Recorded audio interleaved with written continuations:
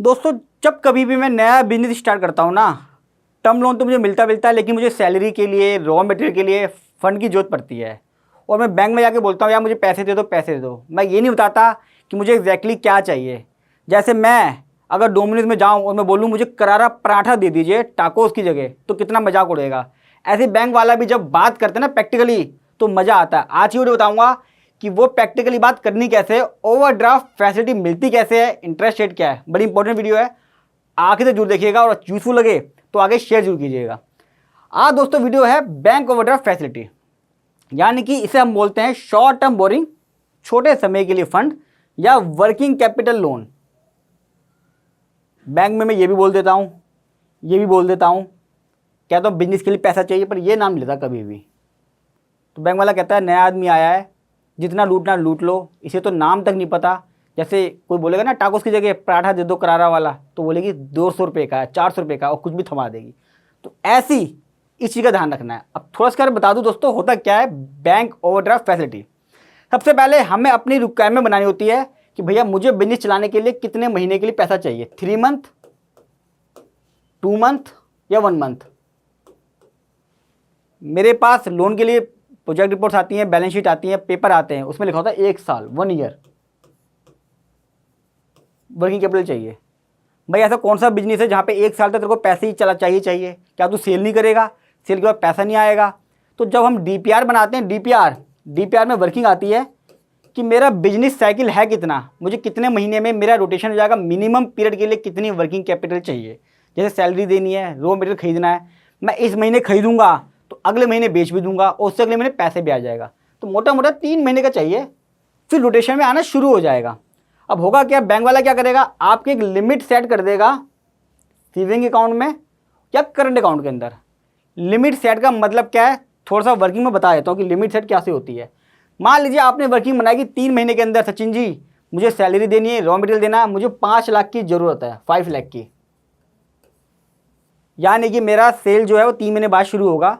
अभी तो मुझे मार्केटिंग के लिए पैसा चाहिए, रॉ मटेरियल खरीदूंगा, लोगों को बताऊंगा, लोग सेल करेंगे, सेल करने के बाद भी 1 महीने बाद पैसा आएगा। नया बिजनेस है, हर कोई मुझे गुमराह करेगा, समझेगा, नया बंदा समझेगा, दिक्कत आएगी बिजनेस में।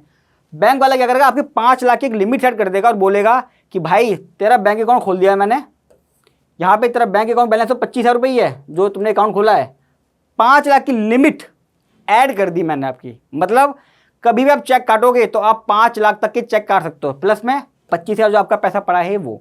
यानी कि आपका बैंक जो निगेटिव हो सकता है वो 5.25 तक निगेटिव हो सकता है, निगेटिव जो आप चेक दे सकते हो, क्योंकि 25 अपना ही है, 5 लाख बैंक वाला फैसिलिटी दे रहा है। और जैसे जैसे यूज़ करोगे इसके अंदर पैसा आता रहेगा। इसकी वर्किंग भी दिखाता हूँ। अभी 2 तरह की होती हैं ओवरड्राफ्ट, एसओडी और यूओडी, यानी कि सिक्योर ओवरड्राफ्ट और अनसिक्योर ओवरड्राफ्ट।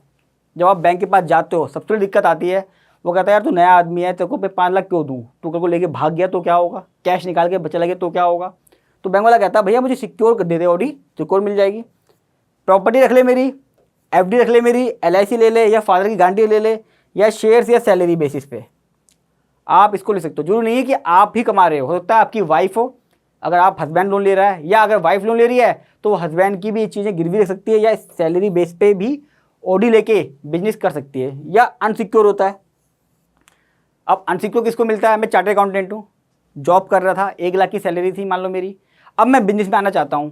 वो कहता है यार चार्टर्ड अकाउंटेंट है, पढ़ा लिखा आदमी, ये डॉक्टर है या एडवोकेट है या आईटी प्रोफेशनल्स हैं, उसे पता है बिजनेस चला लेगा, मुझे पता है 5 लाख देने में कोई दिक्कत नहीं है, प्रोफेशनल आदमी है, रिकॉर्ड भी अच्छा रहा है, आगे बिजनेस कर लेगा। यानी कि कुछ प्रेस्टीज बिजनेस होते हैं, ट्रैक रिकॉर्ड अच्छा है तो अनसिक्योर ड्राफ्ट भी मिल जाता है। अब इसका इंटरेस्ट रेट कितना है, सबसे पॉइंट तो ये आता है दोस्तों। मेरा मानना तो ये है कि अगर बिजनेस चल जाएगा तो इंटरेस्ट रेट ज़्यादा नहीं है, रिड्यूसिंग बैलेंस पे होता है। कैसे, 11 से 15% के बीच में रेट होता है, यानी कि नेशनलाइज बैंक का काफ़ी कम है, जब प्राइवेट में जाएंगे तो बढ़ता जाता है थोड़ा सा, और कितना ले रहे हैं क्वांटम पे भी डिपेंड करता है।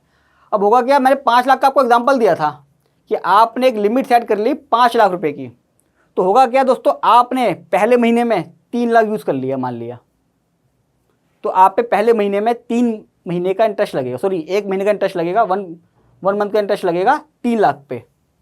फिर आपने अगले महीने 1 लाख और यूज़ कर लिया, 1 लाख और यूज़ कर लिया 1 मंथ में।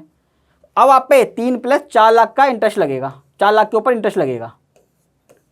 अब आपने सेल कर दी, सेल का पैसा 3 लाख रुपए आ गया, मान लिया 3 लाख रुपए आ गया, तो यानी कि आपने अकाउंट में आ गया। अब आपके अकाउंट में 1 लाख पड़ा हुआ जो आप बैंक का यूज़ कर रहे हो, यानी कि लिमिट कम हो गई, तो बैंक वाला अब 1 लाख पे ब्याज लेगा, यानी कि डेली बेसिस पे लिखा है मैंने, ये डेली यूज़ बेसिस पे लगता है। सबसे बड़ा फ़ायदा इसका यही है, मतलब एक तरह का इमरजेंसी फंड हो गया।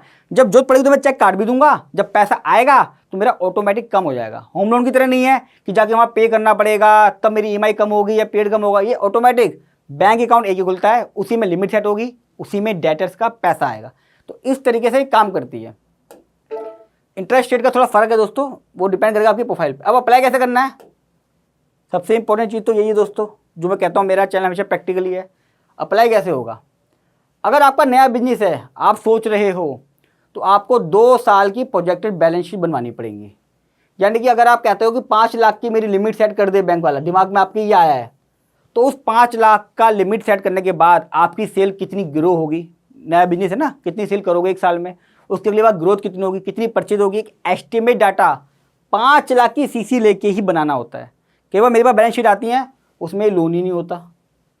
बैंक वाला देखना चाहता है नए बिजनेस में कि भैया 5 लाख लेने के बाद जो इंटरेस्ट आएगा, फुल यूटिलाइज करा आपने मेरा 5 लाख, अगर हम दिखाते हैं ये फुल्ली यूटिलाइज हो गया है, फुल यूटिलाइज होने के बाद जो इंटरेस्ट है क्या उस बिजनेस से निकाल पा रहा है, नहीं निकाल पा रहा है मेरी, इसलिए प्रोजेक्ट चाहिए। एक डीपीआर तो बड़ी इंपॉर्टेंट है ही, वो लोग अपना बना लेते हैं, अपना कभी बनाया करो, हमेशा प्रोफेशन से बनवाओ।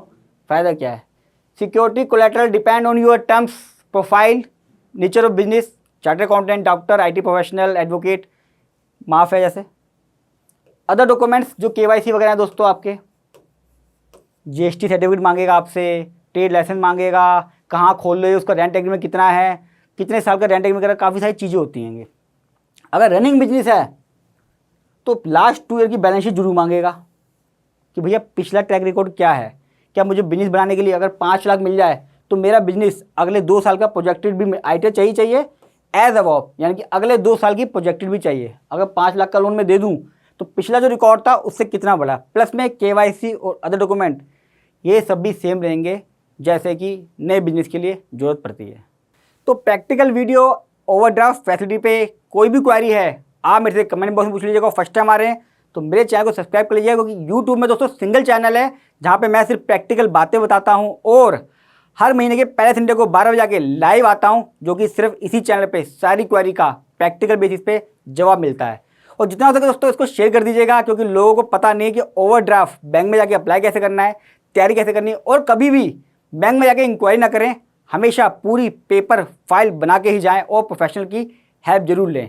जल्द मिलूंगा एक वीडियो के साथ, तब तक नमस्कार।